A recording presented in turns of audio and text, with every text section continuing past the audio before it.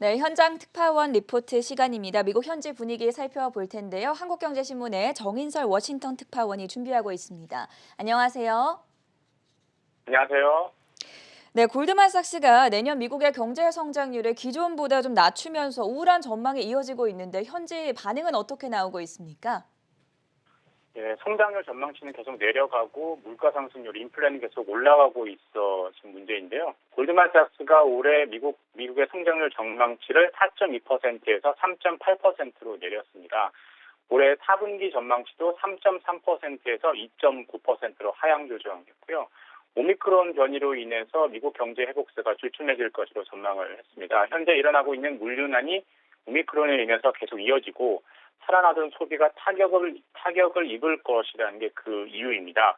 골드만삭스가 석 달 전만 하더라도 미국의 올해 성장률 전망치를 6%로 갔는데요. 3개월 만에 3%대로 내린 겁니다. 골드만삭스뿐 아니라 다른 투자은행이나 연구소에서도 미국 성장률 전망치를 계속 하향 조정하고 있습니다. 베르기에가 IMF 총재도 오미크론으로 인해서 세계 경제 성장 전망을 다소 내릴 수 있다라고 말을 했고요. 그래도 골드만삭스 보고서에서 호재가 악재가 좀 그래도 섞여 있는 것 같습니다. 일단 호재는 지금까지 나온 것처럼 오미크론이 전염성은 강하지만 치명적이지는 않다라는 것에 무게를 두고 있고요. 그래서 급격하지 않은 수준의 경기 하향 시나리오를 유력한 시나리오로 보고 있습니다.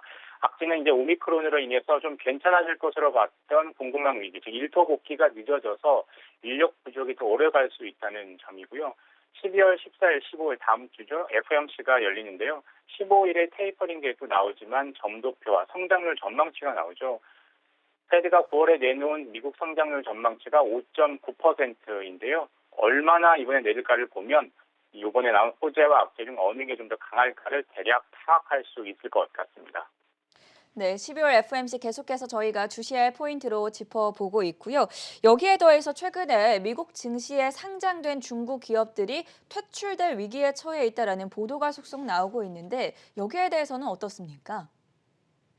예, 원래 이제 뉴욕 증시에 상장된 외국 회사의 회계 감독 강화 법안이 그게 바로 외국 회사 문책법이라는 건데 지난 12월에 미국 의회를 통과를 했습니다. 이번에는 그 세부 규칙이 발표가 된 겁니다. 말이 외국 회사라고 하지만 직접적으로 중국 회사를 겨냥한 겁니다. 게리 겐슬러 미국 증권거래위원회 위원장도 이 규칙이 제정된 배경에 대해서 이렇게 얘기를 했습니다. 다 잘하고 있는데 중국과 홍콩만 못하고 있다라고 얘기를 했습니다. 그동안 중국 정부와 중국 기업들은 여러 이유를 들어서 미국 회계감독기구의 조사를 거부해왔습니다. 게다가 회계 부정 사건이었죠. 투자자들에게 수조 원의 손해를 끼친 루이싱 커피 사태가 지난해 있었는데 이 법안이 직접적으로 만든 계기가 됐습니다. 이 법안의 구체적인 내용은 뉴욕 증시에 상장된 중국 기업, 외국 기업은 중국 정부 소유, 그 나라 당해 정부의 소유가 아니다라는 사실을 입증해야 하고요. 3년 이상 미국 회계감독기구의 조사를 받지 않으면 뉴욕 증시에서 퇴출이 됩니다. 오는 9일부터 10일까지 미국 주도로 민주주의 정상회의가 화상으로 열리는데요. 여기서도 중국 인권 탄압, 중국 체제를 비판하는 여러 내용과 조치들이 나올 가능성이 큽니다. 중국도 가만히 있지 않을 태세입니다. 자오리센 중국 외교부 대변인도 이미 보복 조치를 예고하고 있어서 이번 주 미중 갈등도 어느 정도 부각될 수 있을 것 같습니다. 네, 방금 전에 미국 주도의 민주주의 정상회의를 언급해 주셨고요. 이 외에 또 어떤 이벤트들을 주목해 보면 좋을지 마지막으로 전해 주시죠.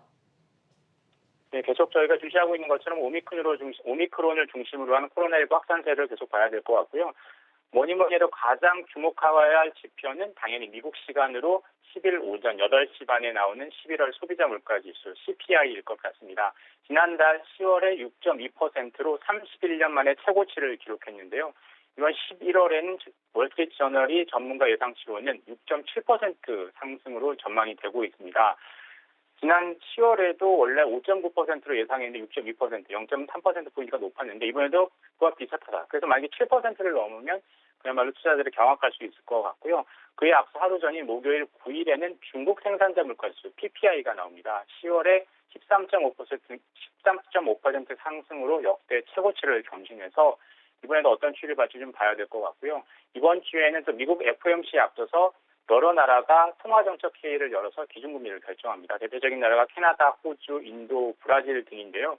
선진국 중에서 미국보다 먼저 긴축을 할 곳이 캐나다, 호주 정도로 꼽히고 있는데 이번 주에 그런 비슷한 조치나 발언이 나올지 주목해야 될 것 같습니다. 그리고 아까 말씀드린 것처럼 미국 주도의 민주주의 정상회의가 9일에서 10일부터 열리고요. 그동안 미국이 베이징 동계올림픽에 대한 외교적 보이콧 선언을 했는데 다른 나라들도 추가로 그런 선언을 할 가능성이 높아 보입니다. 마지막으로 중국 헝다가 디폴트 초읽기에 들어갔는데요. 이것 역시 주 초반에 글로벌 증시에 적잖은 영향을 끼칠 것 같습니다. 디폴트는 중국뿐만 아니라 미국 정부의 얘기이기도 합니다. 15일이 제닛 옐런 미국 재무장관이 얘기한 디폴트 시한인데요. 이번 주에 미국 의회에서 디폴트를 피하기 위한 여야 간 협상이 계속 진행될 것으로 보입니다. 결국 미국이 최근에 셧다운을 피한 것처럼 임시 방안으로 디폴트를 또 피하느냐 아니면 정말 정식으로 정통적인 방법으로 미국 부채 한도를 법적으로 늘려서 해결할 것이냐가 문제인데요. 아마도 후자가 근본적 해결 방안인데 그렇지 않고 임시 방편이 그동안 해왔던 것처럼 임시 방편으로 또 해결해 나갈지 그 부분을 좀 지켜봐야 할 것 같습니다. 한국경제신문의 정인선 워싱턴 특파원과는 여기서 인사드리겠습니다. 도움 말씀 감사합니다. 감사합니다.